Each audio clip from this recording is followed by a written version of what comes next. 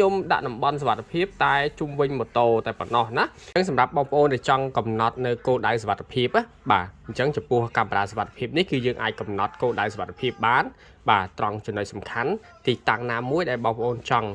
ធ្វើការពារសុវត្ថិភាពក៏ដូចជាធ្វើការសារ៉ែនឬក៏រំលឹក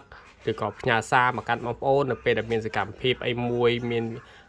ចលនាមិនប្រក្រតីណាមួយពាក់ព័ន្ធជាមួយនឹងគោលដៅសុវត្ថិភាពហ្នឹងបាទអញ្ចឹងគឺ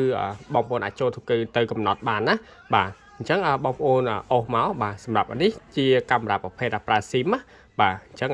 បងប្អូនចូលមកបាទចូលមកកាន់ setting មកបាទ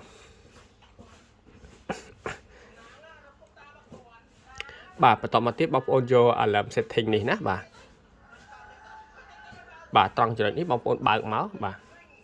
អញ្ចឹងមកដល់ចំណុចនេះបាទបងប្អូនចុចទៅលើ setting នេះមកបាទបន្តមកទៀតបងប្អូនរើសយកពាក្យ alarm area នេះណាបាទនេះគឺជាការចូលទៅកំណត់ផ្ទៃនៃតំបន់សុវត្ថិភាពរបស់យើងណាដែលយើងចង់កំណត់បាទអញ្ចឹងនេះគឺខ្ញុំផ្ទៃដែលខ្ញុំធ្លាប់កំណត់កន្លងមកបាទនេះតំបន់សុវត្ថិភាពអញ្ចឹងខ្ញុំដាក់តំបន់សុវត្ថិភាពតែជុំវិញម៉ូតូតែប៉ុណ្ណោះណាបាទអញ្ចឹងបើសិនជាបងប្អូនបាទអញ្ចឹងបើសិនជាបងប្អូនចង់បន្ថែមបងប្អូនបន្ថែមមកបាទនេះគឺខ្ញុំអត់បន្ថែមទេដោយសារតែផ្ទៃខាងលើនេះគឺជា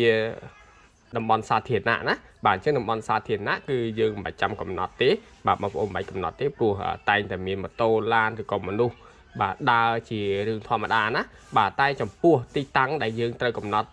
បាទដែលបងប្អូនចង់កំណត់នោះគឺទីតាំងឯកជនរបស់យើងបាទដូចជាកន្លែងក្នុងផ្ទះបរិវេណក្នុងផ្ទះបាទឬក៏ឡានម៉ូតូរបស់យើងដែលយើងចង់កំណត់ឲ្យវាទៅជាតំបន់សុវត្ថិភាពមួយបាទដែលហាមបាទតំបន់ហាមឃាត់បាទអញ្ចឹងបងប្អូនកំណត់មកបាទបងប្អូនកំណត់មកនេះខ្ញុំយកក្រហមទាំងអស់នេះគឺតំបន់ហាមឃាត់ច្រកចូលផ្ទះឬក៏ម៉ូតូឡានរបស់យើងនៅក្រៅហ្នឹងគឺយើងកំណត់មកបើសិនជាមានជនណាមួយបាទឬក៏សកម្មភាពមួយមិនប្រក្រតីបាទនៅក្នុងតំបន់នេះបាទមានមនុស្សដើរចូលមកក្នុងតំបន់ក្រហមនេះបាទគឺសារ៉ែននឹងពន្លឺឡើងណា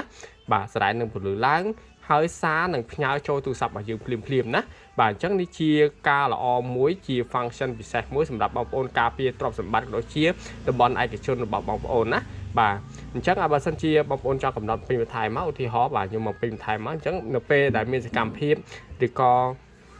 អ្នកណាចូលនៅក្នុងតំបន់នេះបាទទាំងអស់ដែលខ្ញុំគូសសញ្ញាក្រហមនេះបាទគឺសារ៉ែននឹងពន្លឺឡើងហើយសារនឹងលោតចូលមកកាន់ទូរស័ព្ទរបស់យើងណាបាទតែជាកុំភ្លេចបើកផងបាទបើកសារឲ្យវាលោតចូលទូរស័ព្ទរបស់យើងផងណាបាទតែនេះខ្ញុំកំណត់តែតំបន់បាទសំខាន់គឺទីតាំងខាងមុខនេះណាបាទអញ្ចឹងបងប្អូនដែលគាត់ធ្វើចរាចរណ៍គឺធម្មតាទេបាទគឺអត់មានពលឺទេបាទឬបងប្អូនដើរនៅផ្លូវខាងនេះបាទក៏អត់មានពលឺសំឡេងសារ៉ែនអីដែរអត់មានសារ alert រំលឹកអីដែរបាទព្រោះខ្ញុំបើកណាបាទតែបើសិនជាមានជនណាចូលមកគៀកម៉ូតូនេះបាទអញ្ចឹងសារ៉ែននឹងពន្លឺឡើងហើយសារនឹងលោតចូលក្នុងទូរស័ព្ទរបស់យើងណាបាទអញ្ចឹងបន្ទាប់ពីការកំណត់រួចបងប្អូនចុចconfirm នេះមកបាទអូខេរួចរាល់ហើយនេះគឺសំឡេងណាបាទបងប្អូនកុំភ្លេចបើកសំឡេងបាទកុំភ្លេចបើកសំឡេងណាហើយនឹងសារបាទ alert ណាបាទយើងបើកអស់មកបាទសកម្មភាពផ្សេងៗយើងបើកអស់មកបាទនេះគឺយើងអាចថតសំឡេងបានណាបាទយើងអាចថតសំឡេងបញ្ចូលក្នុងនឹងបានបាទនេះសំឡេងរបស់app ណាបាទតែយើងអាចថតសំឡេងបានទៀតណាបាទយើងអាចចូលមកដើម្បីថតសំឡេងបានទៀតណាបាទឧទាហរណ៍ថាបងប្អូនថតសំឡេងចូលជាសំឡេងសារ៉ែនបាទឬក៏សំឡេងនិយាយសួរទៅកាន់បុគ្គលណាមួយឬក៏បុគ្គលផ្លេចមុខណាមួយដែលគាត់ចូលមកកាន់តំបន់របស់យើងដោយ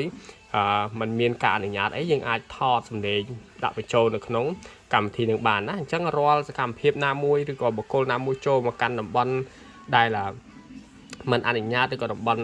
ឯកជនរបស់យើងតំបន់ដែលយើងដាក់នៅក្នុងផ្ទៃតំបន់សុវត្ថិភាពរបស់យើងហ្នឹងគឺ